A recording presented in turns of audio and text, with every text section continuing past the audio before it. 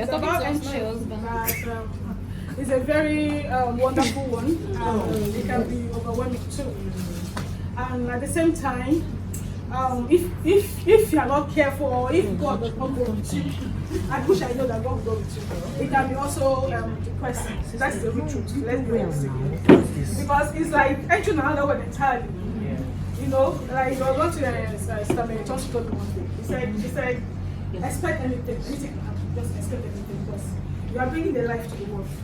You can make that kind of magic, like a full like woman to the world. So you don't want yourself. You just yourself. Like when I had my first child, she said, "I can say I should leave the glory."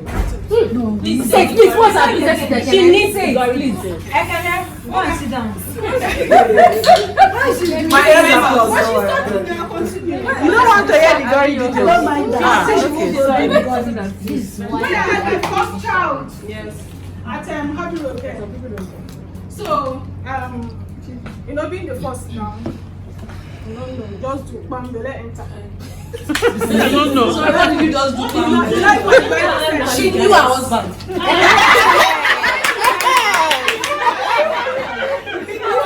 Thank you very much. You don't even enjoy sex, nothing. All the same. So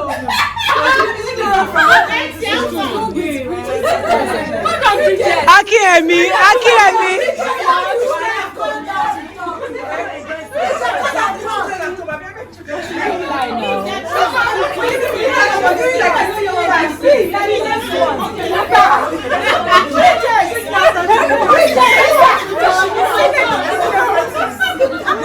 Bridget, your camera.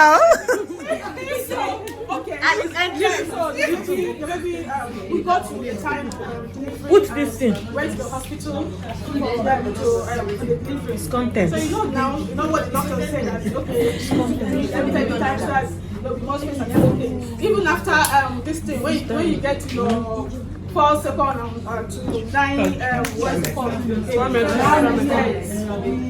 So for that place to open, yes, it's open, but you know it's kind of this side. So the doctor,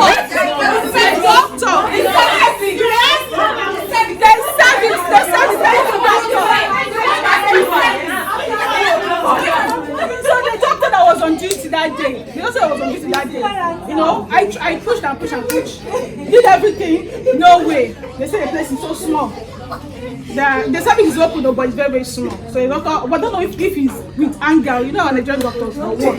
I don't know. The doctor just bam, like this sign of the cross in that place. It was a very, very terrible experience, honestly, I must say. Just for the baby to come out. So they have to sew here, sew up, sew down. Like I was just like, I'm not doing it again, I'm not going again. But you know, like the joy when you're seeing your child. The joy when you're seeing your child. Like the parents are there, but you forget to tell you what you went through. And that's why our mothers, some of them they will go 6, 7, 8 like that. You understand? So, and if you don't try to take your mind away from those experiences, it will restrict you, or you'll be restricting yourself from enjoying the good things of life, especially maybe with your husband, because your mind will always be there, like, you understand? And when that place is not really, well kept and everything, because you see, part of the prayers will be praying, like, God, let me just touch it, a very, like, touch the doctor's heart, let them not be angry when they're dealing with you. Because even the other doctor that came was like, how would they cut you this way? Is he a student doctor or what? Because it is what they are trained for. Do you understand? But him coming to do sign of the cross. Can you imagine? Wow. Like I don't get it. No. Very evil. Mothers here, they will understand. They will understand, because if it's hard for your baby to come out, he does a little opening. They'll just put a little open. But the way he just like do the thing. I myself, I knew that the doctor that came to sew, he was sewing it, he was cursing the doctor, sewing and cursing. I'm done with child delivery and everything, but I was crying as if I was still pushing. Okay. I was crying because of the stage and everything, and I know what I went for months just to get myself. Now I'm not stopping. I don't have that one.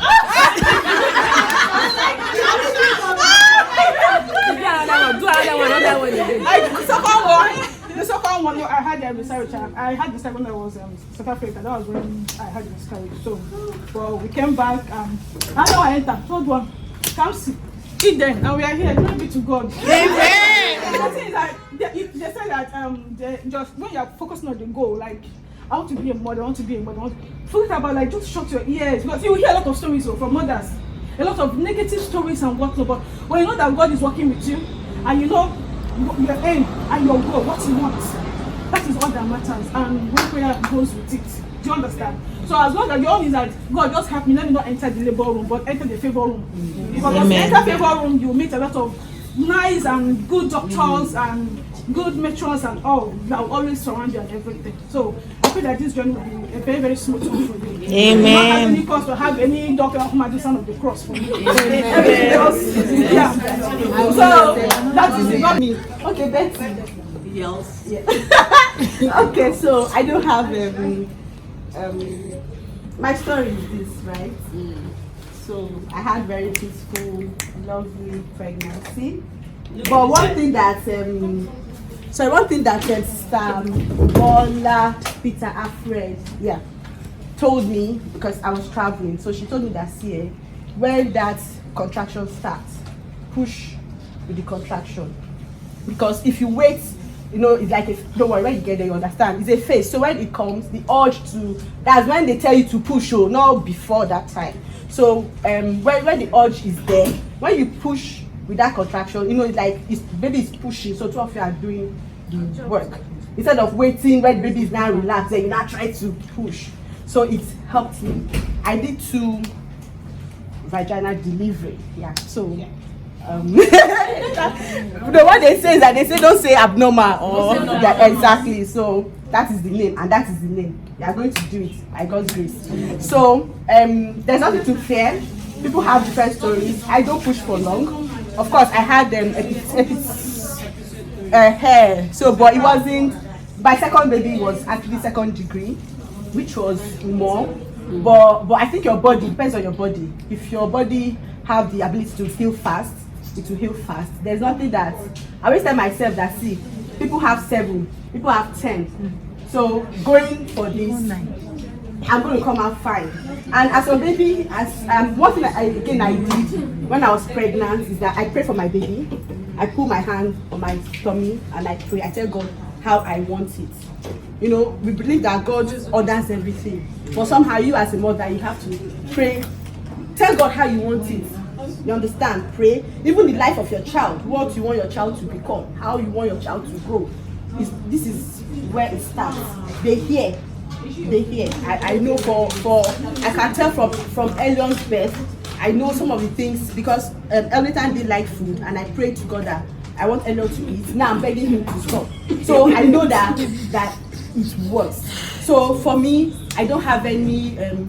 My contraction were fine. The second one, my husband was there, so he had all the burden because he was not rubbing my back. You just need to have a supporting partner.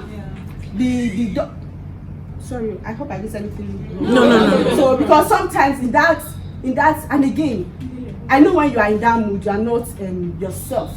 But there's something about constraint. Even when you want to curse, like people that they used to say, I will never do it again. This husband, no, you can turn it into something positive. I love you, baby. You can talk to. I've seen people that do that. Sometimes it works for them. You understand? So let it be a positive atmosphere for you, and for healing. For like I said, it depends on your body. So I had 2 cuts during my hand. It didn't take me so long to heal. But the truth is that after your delivery, that first few days, it's really. Sometimes people go into depression. I wanted to go into that for Nathan because I felt so overwhelmed. Outside, I was alone. I didn't have, of course, I had, but there's the support you want. It wasn't there. And now you are in Abuja, so you're most like on your own. Except even if your sister is doing, it's not the same thing. You understand? So have the mindset that it is me and God. So focus. I don't know how to say it, but don't like right now. I'm going to get Amugo. I'm going to get this. That's we deceive ourselves. So plan your best. Like I'm going to go into this. It's me and God. And that first after delivery, There's something called postpartum depression, and it's most times you're overwhelmed. Pain, baby is crying, because they used to cry that time, eh? They cry. So all I'm saying is that have a positive mindset. God will go with you. Like the Hebrew women, if God says otherwise, leave them. It is all God's plan. So have an open mind, and you deliver safely. In another year or two, you say another one agenda. Amen. Our PhD mother. Okay. Hi everyone. And A busy person will never more than I say to Okay, it's a beautiful job. amen. But it's a very hard job.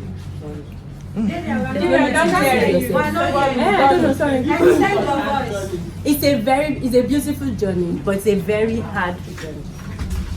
Don't let anybody, like there's always this thing before you marry, like just people want to marry and then you have the child will come. No. Volume. It's not as Volume. It's not as sweet and as rosy as that. It's a lot of work because your baby depends on you for every single thing. Even when you're tired, you're frustrated, you haven't eaten. They don't understand that. They don't care about that. They don't care. It's not what we want. It's what they need from you. I'm going to have a boy. Please, your first time of changing his diaper, make sure your mouth is closed. Because my son peed into my mouth because I don't know. So I had Ari first. I always say that Ari is like my honeymoon baby.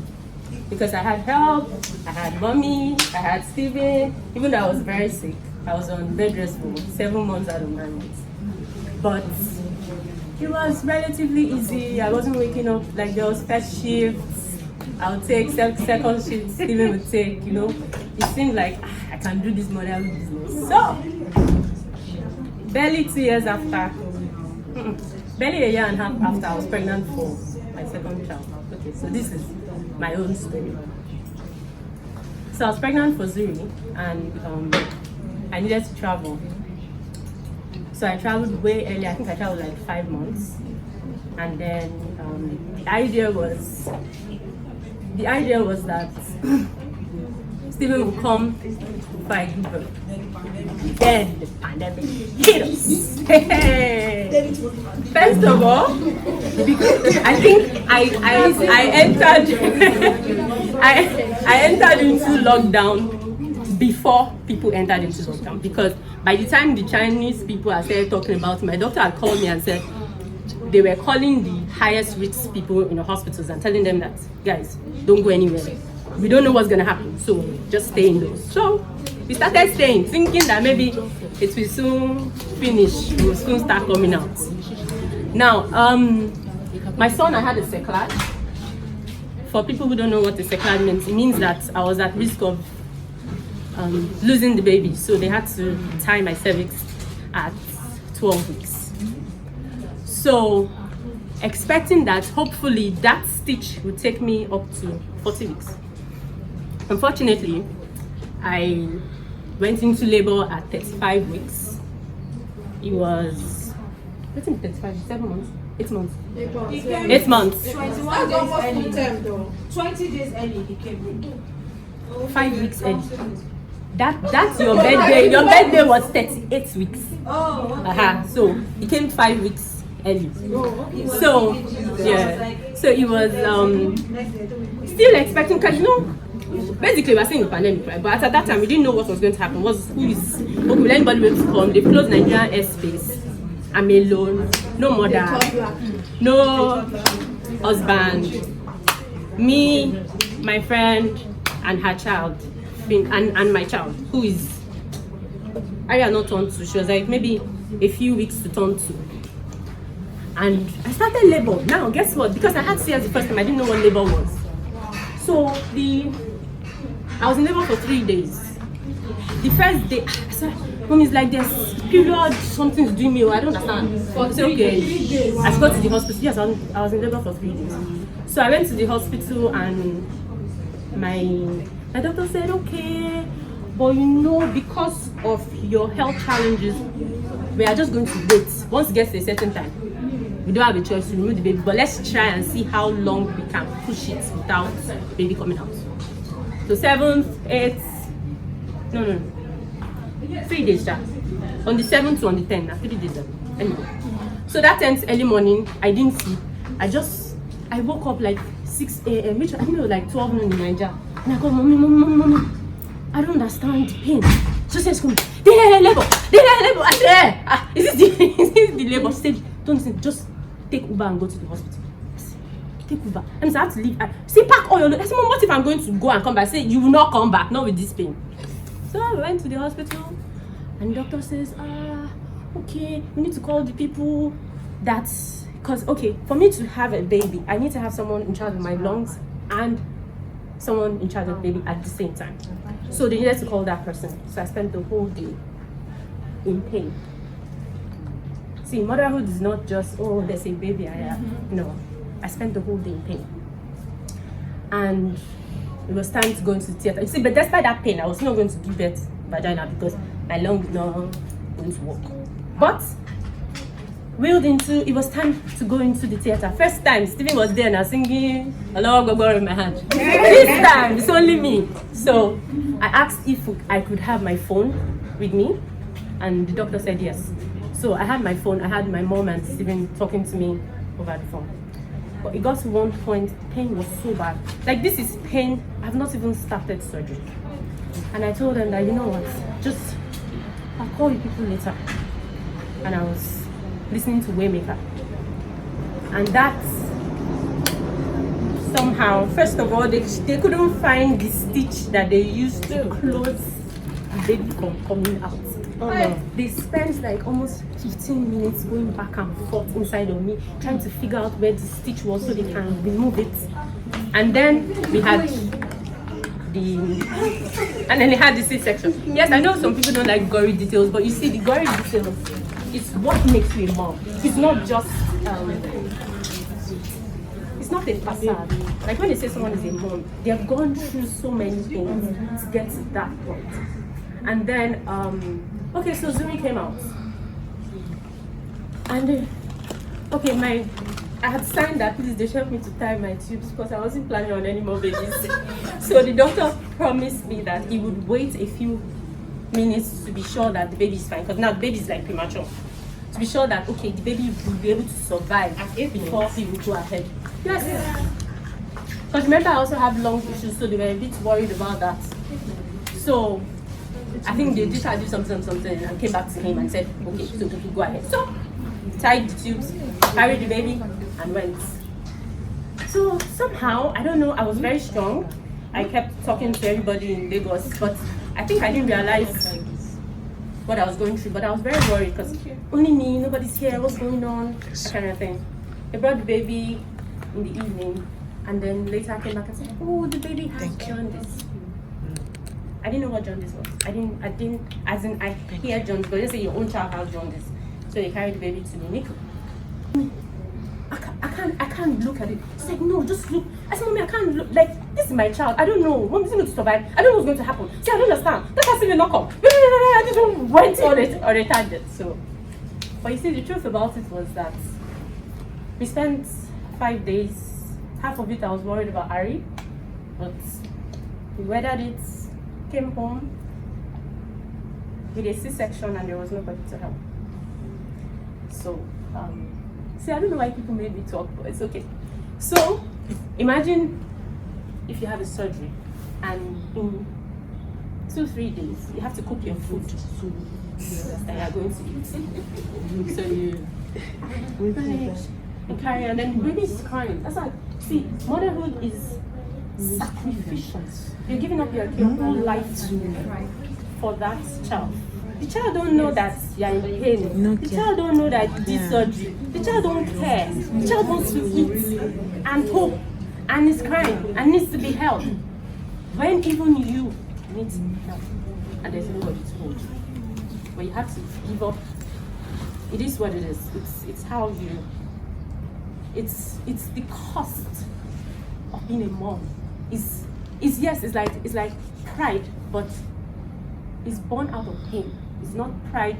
There's no mom that has not gone through pain. Even people who go through surrogate, they've tried. The things they've had to go through is still pain. So there's no like, oh, a good part or no good part. But then again, I think there's something I need to touch, which is fourth trimester. A lot of people don't talk about it, but that's after you give birth to your child. There's a period of 3 months where you're all that child has, but then the mom also needs help. So take as much help as you can, because not having help gets you into postpartum depression, which I had for months. I still have it sometimes. Kenen knows, I think Kenen knows. It's crazy. So there are signs, there are things you can look out for. If you begin to feel like you're all alone in this whole world, call someone. Don't tell yourself you can do it. No. Get on the phone. Anybody. I need to talk to you. What's happening? Oh, your husband don't understand. Fine. Men don't tend to understand. They don't understand anything. So send them a message. Go and bring the food. Go and make the food. I'm hungry. Don't stand up. Don't be a superwoman. You're already a superwoman by doing this. Do you understand? Like, there's no badge. Like, so when you now speed up, like the best mom in the whole world, there's nothing like that.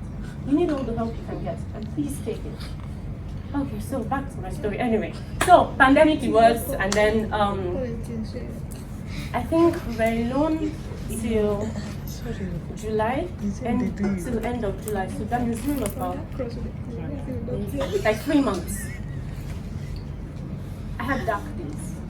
I normally don't like to talk about, but I had very dark days. Like, I'm looking at the child, and something says, just open the door. Hey! Okay, leave it around. Just leave them. Like, leave them alone. And then I was so worried. I think another part, being a mom, there's always this. I said, so if I leave them, who will carry them? Social security. Hey, do not give my husband back the child. So I then used to tell myself, wait till Stephen comes. So wait till Stephen comes is like a mantra for me. And wait till Stephen comes. Once Stephen comes, give him his children, can die, whatever wants to happen, but just wait. I think just hand him over the children. It's so far, now it's so far for the children. Let's hand him over. That's how I felt. And somehow I was able to manage Stephen came. I got meds. Unfortunately, Nigerian parents, my mother called me and said, hey, David, I don't want to drink the mess, These people that used to be mad, stop saying. Okay, I'll send you supplements and something that you take. So that's why I did not take the meds, Even to today, I keep telling her, if I had taken the meds out, I'm feeling better by now, but anyway. So I didn't take it. But then I was, my in-laws were calling like every night. But you see, the call is not just enough. I needed somebody to be like in the trenches with me. I needed somebody that would be cooking and helping me. It's not cool, but we survived. That's why Zuri is like extra special to me, not because he's like my last child, but because in the midst of pain, we survived out of it. Like, we came out of a pandemic. People did not know what was going to happen. There were days where it felt like I would never see Nigeria again, because like all the airspaces are closed. You don't even know. Somebody comes to come and rescue you. You have no clue. So it's not just honestly, I think the word to use is moms are superstars in any way. Everybody has a different story, but just do your best, your very best for your child. That's the most important thing. Thank you. It's very nice to see everybody, and it was a real surprise because I was coming expecting to eat plantain, and I really want to sincerely appreciate each and every one of you that came all the way from, in fact, the ends of Lagos. Yes, all the way from the ends of Lagos to Ogba I really want to say thank you and appreciate everyone, that God will bless you and keep providing for you all for these precious gifts you guys are giving me. I really and sincerely appreciate it. I came, I was like, okay, my own coming is to see everybody and just go. Because my husband was coming for a meeting or convention for work, and he said he was coming for a week. I said, there's no way you come for a week and I will stay, only me will stay. So yes, let's go. So he said, okay, you when do you want to go? Earlier or with me? And I asked him, okay, what flights did the company put you on? He said Airpeace. I said, no, please. I want to Bob Air. So that was how I came. And he came later. And going back, he said if I want to stay, I should stay all I want to stay now. So I said, okay, when you are going, go. I will stay back. So I was in Debbie's house and we were still talking. I was like, hey. So anyway, when I go back, people can do virtual baby shower. You don't have to buy or bring it. You can ship the one you can ship, but do virtual baby shower for me. I said, okay. That was what we were saying. And I was like, okay, whether I'm going on Monday or Wednesday, I don't know. For now, I still don't know when I'm going, but my husband said I should enjoy my stay, because when I go back, I don't know when I will come again. So I really want to thank you all. I'm really happy seeing everybody's faces. And me, I'm happy to be here, Shao. Because Abuja is dry. If you've hustled all your life and you go to Abuja, hey God, you first stay, you first of all suffer. You'll be having mind, what will I do? Where will I go? I don't know where to go. I don't know. I just stay at home. No worries, don't be busy now. So, thank you very much. I'm happy seeing everybody's faces. Seriously. Thank you for the precious gifts. And may God bless you all. But when I'm born, I'll come again. I shall push forward to come again. Thank you very, very much. I appreciate it.